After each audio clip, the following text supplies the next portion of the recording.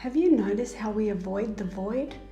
We spend our days filling in every available moment, ticking off more tasks from our ever-growing lists, responding to messages, checking online and social media sites, and watching videos. Why are we so afraid of the void or empty spaces in our lives? Let's dive in and explore this now.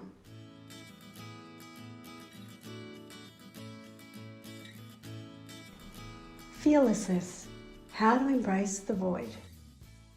Hi, I'm Josie Thompson. I'm an international speaker, multi-award-winning coach, mindset and resilience expert, author and 2 times cancer survivor.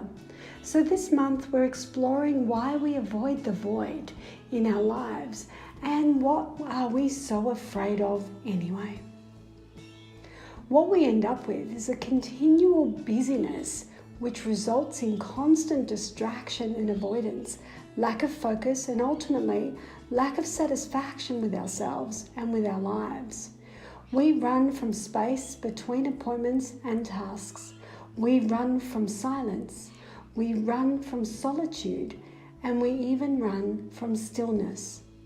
We try to fill up every second with activity, with something useful. It's as if silence and space are not valuable at all. But what are we avoiding? What are we actually afraid of? And who would we be if we didn't have that fear?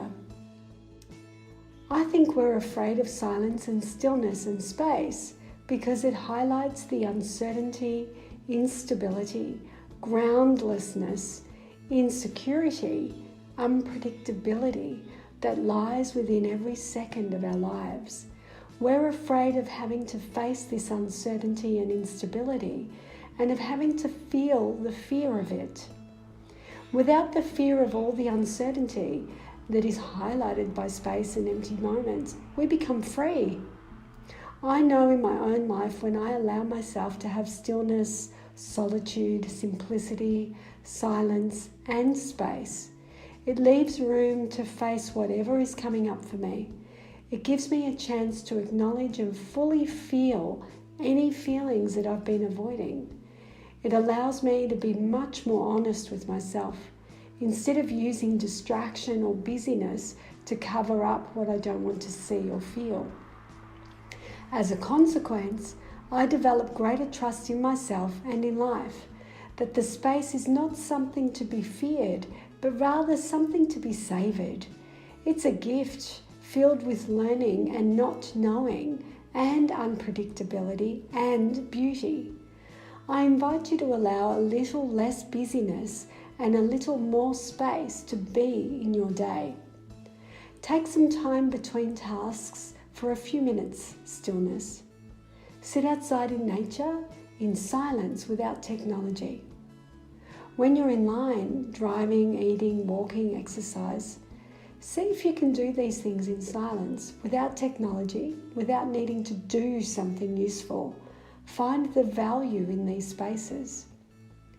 When you notice yourself reaching for your phone, pause.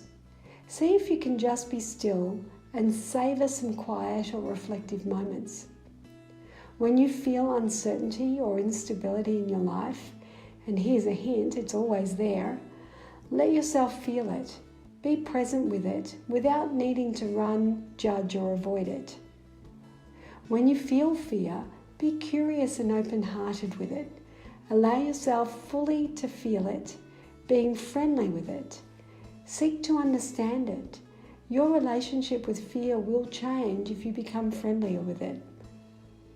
Notice who you are without the fear of stillness or space. Savor the void, savor the spaces, savor the groundlessness as something filled with freedom if we can learn not to fear it. Be present with fear and uncertainty as good friends, as teachers, not as enemies.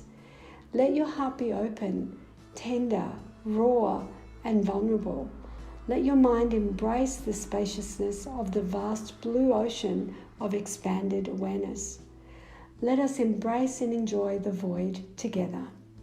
I'd love to hear your thoughts and feedback on this blog this month. How are you going to embrace the void in your own life? And what do you notice when you lean into that void? What changes? What do you become more aware of? And how do you grow? I'd love to hear from you. Feedback is the breakfast of champions, and I love to eat. So leave your comments below and feel free to share with your friends and colleagues. Until next time, remember, it's not what happens to you that defines you. It's how you respond that counts. Shine on.